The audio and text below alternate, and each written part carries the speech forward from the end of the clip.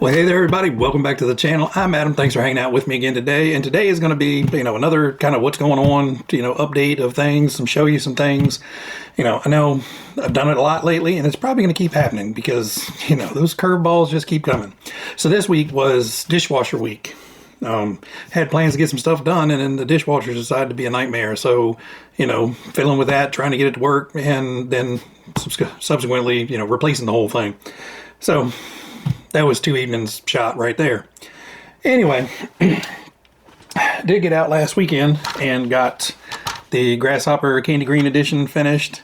Now, again, it's just a bone stock Grasshopper. It's got the candy green paint, and the only thing I did differently, other than, what it tells you to do, is instead of painting the roll bars black and painting these little grooves black, I actually painted the roll bars all chrome and then left the side pieces the way they are. I didn't really want to paint them chrome, but I also didn't really want to paint them black. So I just left them as is, and I think it looks nice. I'll take it outside, get some, up close pictures of it. I thought about doing the tire riding on here, but then I looked at the tire riding and reminded myself on how very, very shallow that tire riding is and how very, very small it is. And there's a lot on there. So I think it looks great. If I get bored and decide to wear a set of magnifying glasses for a couple hours while I try to paint in tiny little, barely there tire riding, maybe I'll do it. At this point, it's done. So, TTO2 Speed Challenge. Don't have the car yet. I need to order that. And, I'm sure everybody's like, oh, why don't you just run one you got? I don't want to break it. Mainly the bodies. So I did get some stuff on order. I've got some stuff in. I've still got some stuff coming, and I've really got to decide which kit I'm going to buy. I'm pretty sure I know which one I want, whether it's in stock or not. And it's just going to be a standard TTO2. I also thought about buying a slider, but to get a slider on eBay is like $85, and to get a cheap TTO2 is like $115. So I'm basically buying the body and getting the car for the same price I would as getting a slider. Plus, you get wheels and tires and all that stuff. So I'm just going to order one. But I do have a body for it. And I'm not going to tell you what it is because it'll ruin the surprise. But this is probably going to be a goofy, corny paint job on here. And I've got some MCI decals on order to make it extra special. So, started getting some parts in. So we have Tamiya mini oil dampers for it. We got the high-speed gear set for it. Let's see, we got the aluminum motor mount, which may or may not work. Not 100% sure yet. Depending on how things go out of the box, this may get ditched, and I may be machining kind of my own custom mount for that. And then we have the prop shaft joints, the aluminum prop shaft. I got a set of option number 1 metal diff cups, drive shafts, and axle set. So hopefully these work well. I didn't want to get CVDs because Tamiyas are just outrageously expensive for what they are. I think it was like $30 for 2 axles. I'm not putting $60 in axles in this thing. And you still don't get the drive cups, I don't think. You still have to buy the drive cups separately. So, yeah, Tamiya can suck it on that one. And then I picked up some Contact foam tires for it. Not that Contact is a brand that I know is going to be super great for high-speed runs, but I know the stock rubber slicks are not going to hold up to the power I'm going to put to it. So my only hope is to try to run some foams on there. And I got 30 mil rears and 26 mil fronts. Now, the only problem I'm having is evidently the 30 mil rears I got were nitro car tires, and the 26 fronts are electric touring car tires. I didn't know there was a difference. Yeah, it's about 3-4 mil of difference in overall height. So I may have to buy one or the two matching heights. I don't want to sit there and try to shave them down to make them the same height, and I really don't want to run it where it's, driving more on the rear than the front.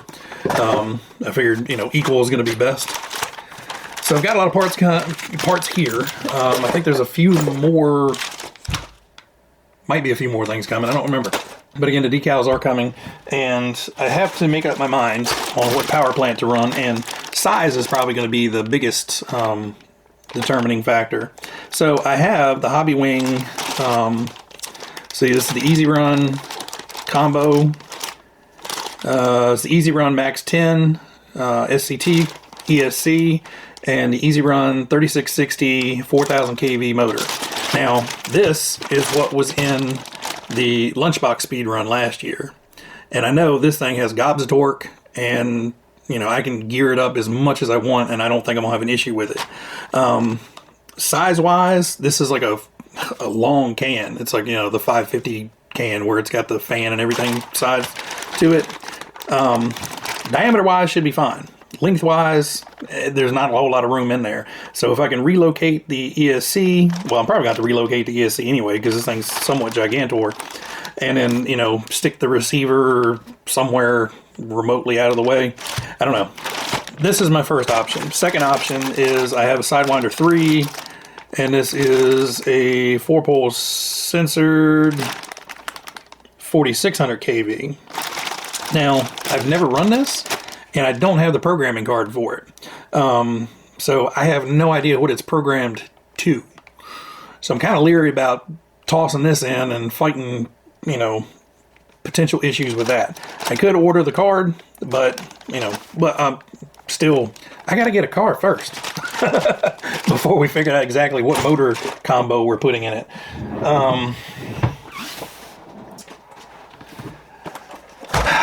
This guy's out of the trash can, at least. Still not really on talking terms, but it's not a diff issue. Diff still feels great. But there is something in there that, well, if it had the motor connected, I got so aggravated with this. I brought it inside and I immediately stripped the ESC and the receiver out of it. I took the Holmes Hobby motor out of it and stuck a stock silver can in place, just something to hold the pinion on. I didn't even tighten up the mesh. Figured why bother? I'm going to tear the whole rear end of it down anyway. But, yeah, we'll get back to this guy. It's not in the trash can anymore, but it's not up on the list of priorities. I've got way too many other things to get done here before I go digging into this and figuring out what's wrong with that. Plus, hey, there's no parts in the United States. Since there's no parts here, I'm not in a giant hurry. And I figured with, you know, these, I could put into something, you know, that runs, or will run at least. So the Madcap is out in the garage because I was doing some soldering on it, getting the motor wires, motor lead put back on it, and so it's still sitting out there. I did get the body and the wing painted. Now, obviously, this looks blue and this kind of looks burgundy, but it's just because it has the blue plastic on there. So once I get the plastic peeled off, it'll be the really nice bright red and pure white. This is going to be the painting video, or part of the painting video.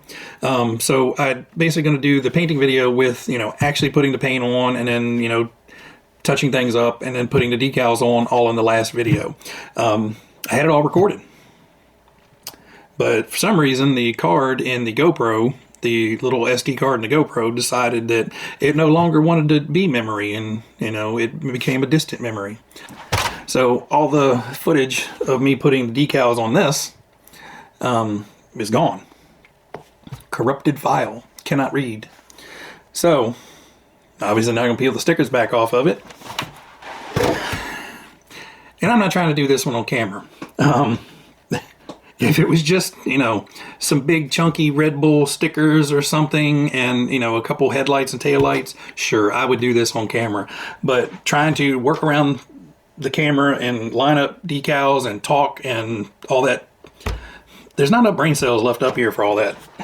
So the Madcap is stepping up and taking place of what was previously recorded to be recorded now. So I have to cut the decals out this weekend and get all that recorded, and then put all that painting video together, finish putting all the painting video together, and get that uploaded. So sorry on the delay, guys, for that, but, you know, things went sideways that I was not expecting. What else? Oh, so you guys have not seen this yet? But if you go back in the videos, I got a Kyosho Outrage Mark II and decided I was going to rebuild it. Well, the problem with the Kyosho Outrage Mark II is you cannot find that body shell anywhere. I've not been able to find it anywhere except for eBay for crazy scalper prices. You know, I'm not spending, I think I spent less than $100 total on the car.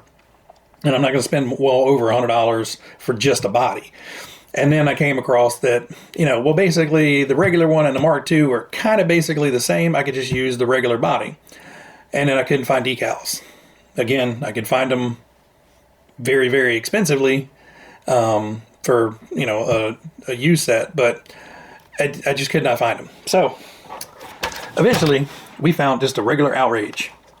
And, you know, this got cleaned up and put back together. Now, it is no show queen at all. The bottom of this thing is chewed up and gnarly, but the body was a mess. It was broken back here, which is common because the Kyosho didn't design them to last, but this part back here, if this hits the ground, it puts a lot of stress right behind the body line here and just snaps that over time. It's somewhere up there. My second thing was I'm not a huge fan of yellow cars. I have a couple, and the lunchbox to me looks perfect the way it is, but yellow cars for some reason are just not my thing. But PS27 to the rescue again. I do like fluorescent yellow, and I think it works great with kind of those neon-y, pastel-y, bright colors on this. So all the brightly rainbowy parts on here are the decals, and the shell was just basically painted the yellow, and it's got smoke in the windows. Only thing I did was put new tires on the rear. So these are the Sand Supers off of Scorpion, I believe. Rebuilt the shocks. Still feel very squishy and bouncy, but they don't seem to be leaking, so that's a good thing because they were messy when I got it. It's still running the beat up old Kyosho motor in it. Has a Hobby Wing 1060 in there, and I do plan on getting this out at some time and driving it around. It's just been sitting here. So I figured I'd show you guys. You know, we do have a couple buggies done. Again, this one's not going to get run. The Grasshopper is not going to get run. The Kyosho will get run eventually, you know, when I get out there. And I still have two kind of restoration projects working. One's a Kyosho buggy that fought me tooth and nail, and one of the things that wasted a tremendous amount of my weekend.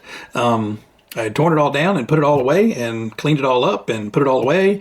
And when I went to get it all out to put it all back together, I'm missing parts and some very, very special screws. I tore this place up. I tore this place up. I tore the outside up. You know, short of moving everything out of here and putting everything back, I can't find them. So I had to dig around the internet and dig and finally found screws that would work. Thankfully, I had backup pieces from parts kits from other Kyosho builds. So thankfully I had those. I just need to find those screws. I did find them. They should be here sometime, hopefully within the next couple days. But as soon as those get in, I'll get that put back together, and then my focus is going to turn to the RC10 and get that all put back together, because I actually do want to get out and drive that. I do have the RC10 back here. I honestly don't want to drive it. It has such a nice body on there, and it's an Andy's RC body, so I don't want to, mess that up. So that one's probably going to stay on the shelf. I do have the motor that was gifted to me. So it's a brand new, I don't think this thing has ever been run. The Reedy competition stock associated motor. This one is the same motor that's in there, but this one is in much better shape because this one actually has the Cadillac Avenue address on it, just like that one does. So I did put some new motor leads on this one, and this is going in that one, and then I will take the motor out of that one and potentially run it in the runner. If not, then it'll be displayed alongside that. So I do have that going, and